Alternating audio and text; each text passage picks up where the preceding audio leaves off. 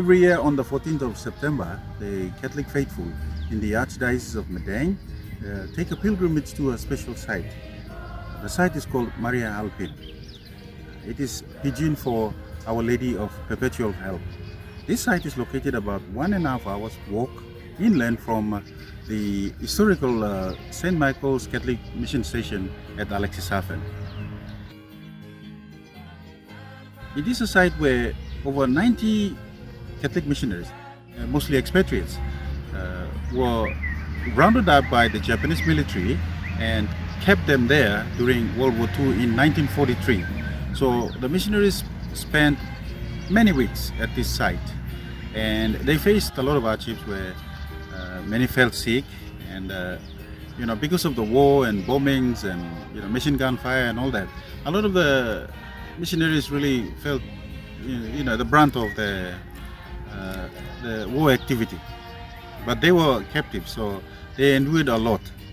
And during that time, many fell sick and suffered. And it's on record that one sister died, and she's buried at the site. Her name is Sister Edwig.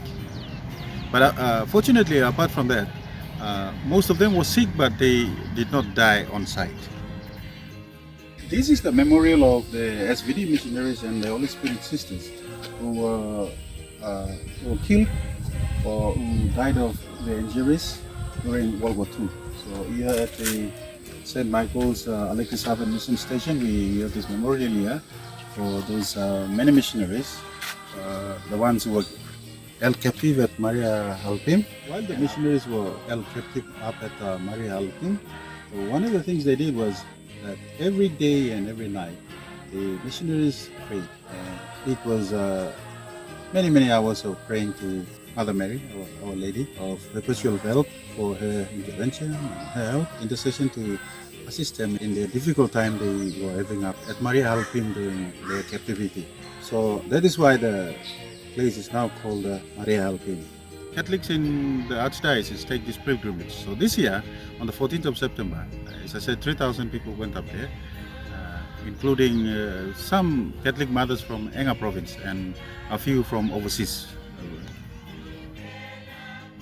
So what happens is when the pilgrims are walking up, they meditate, they do the rosary, and then they arrive at the site.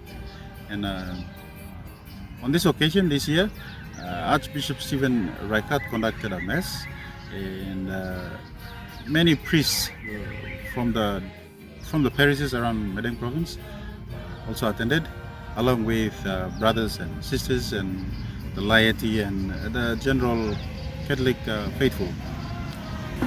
You me too, you must hold him fast. Long time no good, stop strong. Online missionary, only put him all long hand belong Santa Maria. Maria Helpim Mipela. All pray, all time.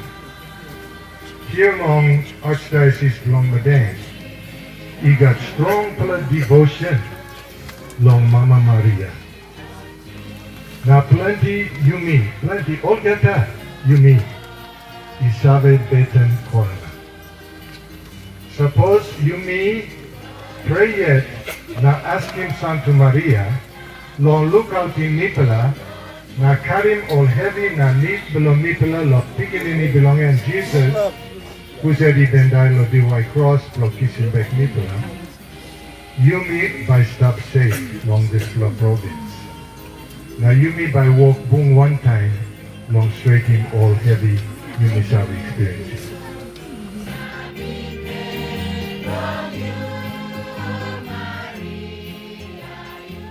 A bit about the missionaries was that after they were held captive in Maria Helpim for many weeks, later in October 1943, the Japanese took them away for a long walk. They marched them up from Maria Helpim towards Bogia. So near Bogia, they were put on a boat and then taken across to Manam Island, at the mission station there.